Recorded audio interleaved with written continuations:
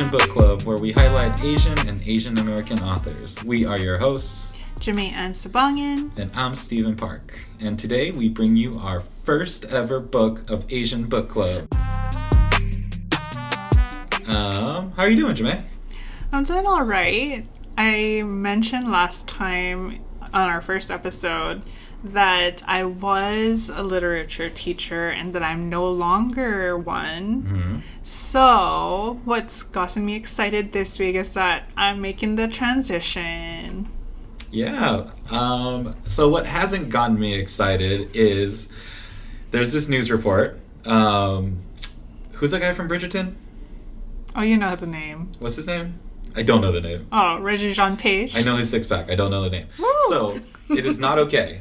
So Regé-Jean Page this week was scientifically identified as, what was it, like the perfect male or like the perfect body or something? Yes, because of symmetry, because of facial features. Which is like, that's just not okay. Like, before, we can make the argument of some people like him, whatever your preferences are, and some people don't. But now there's science. Like, you can't use science against us. Like, how are we supposed to fight science and say that we have a chance against this dude who is scientifically perfect? But also there are some people who don't even believe in science. So right. So I'm either gonna like his body or I'm gonna fall off the edge of the earth. It's just not fair. Fair to whom? To us normal looking men who aren't scientifically deemed as the perfect body. But to each their own, and beauty is in the eye of the beholder. So, whoever doesn't like Regé-Jean Page might like whoever else. But that's exactly it. That was the original theme. But when science says that he has the perfect body and it is in science, it's no longer, okay, you can choose your own. It's like, he's deemed as the perfect... Anyways, just had to get that off my chest. But now we'll kind of, with that transition, let's kind of talk about our first book.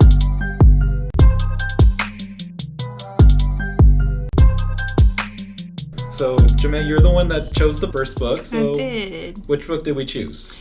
The book that we chose to read through first is called I Was Their American Dream by Malaka Gharib. It's, like we hinted last time, it's a graphic memoir and it relates to the experience of immigrants through the eyes of a first-generation Asian American. Mm-hmm. But before we do that, let's go into our recommendation for the week. Our recommendation for the week is an online and a brick and mortar bookstore called Femme Fire Books. And this is run by an Asian American woman who is also a veteran named Vanessa.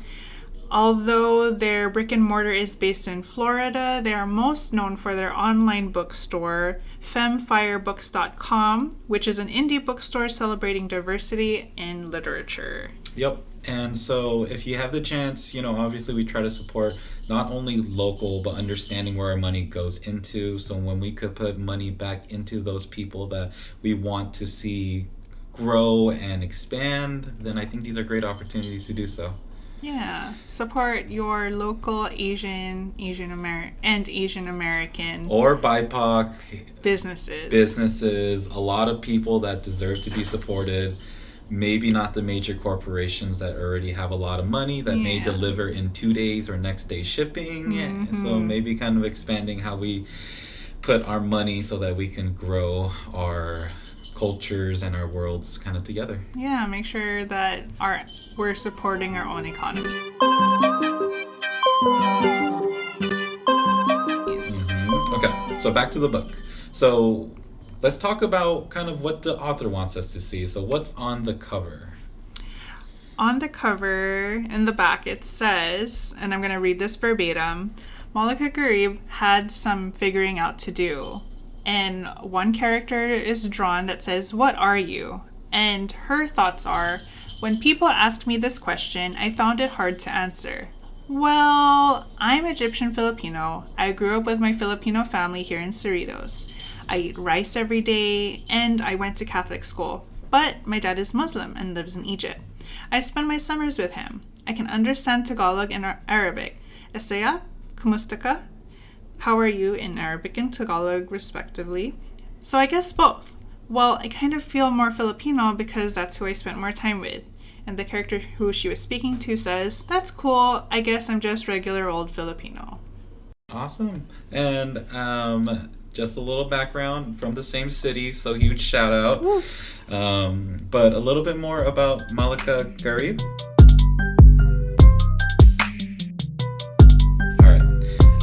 Also, we may say some names wrong, but that's how we heard it as her own self-intro, so that's what we're going to stick it with. Jamae, one more time. Malaka Gharib. There you go. Okay, so on her own page, she describes herself as a journalist, a cartoonist, and a graphic novelist.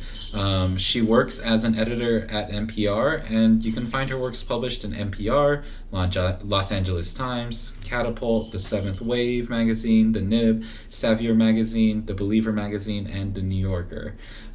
She's also been published in Washington Post and New York Times. And if you wanted to find more information about her, it's malakagharib.com. Also, she just released a book last year that's a follow-up in September, and it is called It Won't Always Be Like This. So what are our predictions for the book? We haven't really dove into it yet. Yeah, so knowing what it's about, a lot of it's going to resonate with me, and it's going to relate to my background as a third culture kid. I'm excited about it. I love memoirs, like as I said in the first episode, but I also love graphic novels, comics, manga, manhwa. It's my jam. I love illustrations.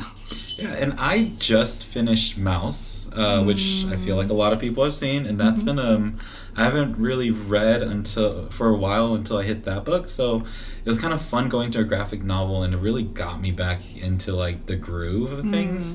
But not only that, like I said, I grew up in the same city that she apparently grew up in, which I'm just finding out, but Cerritos is actually like it's not a massive city, but it has a lot of Asian American culture within Cerritos. Like there's different areas where you'll find a lot of Filipinos, different areas where you find Koreans, Indians, Chinese. Like there's a massive expansion of people there, so I'm kind of curious what her take was. I'm sure it's not all going to be based in Cerritos, but I'm like kind of curious how other people see this like small lens that I kind of grew up in.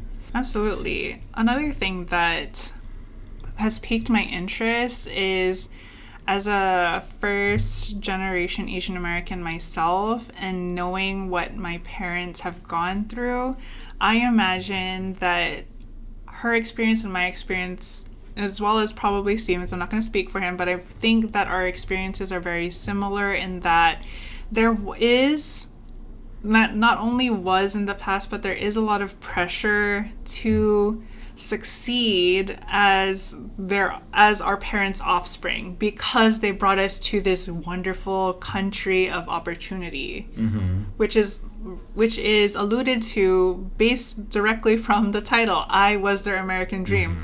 And I feel like personally I am still my parents' American dream. And not gonna lie, I kind of peeked into the book a little bit, and like the first page pretty much is like they expected us to do better than them. So absolutely. All right, we're gonna leave it at that. We're gonna kind of dive into the book, give us a little bit of time, and we're gonna do a little bit of reading. Our goal is to get through the first 4 chapters. I can't remember what page it gets up to. I think it's like page 60 or something. It's in there. I don't think there was like a huge table of contents either, but first 4 chapters, it's about half the book, and then we'll finish it up on the follow-up episode, which is the last 4 chapters, and then we'll kind of have a discussion together. Yes, so chapter 1 through 4, which ends on page 82, and read along with us if you'd like to. You don't have to. We can be your cliff notes for you.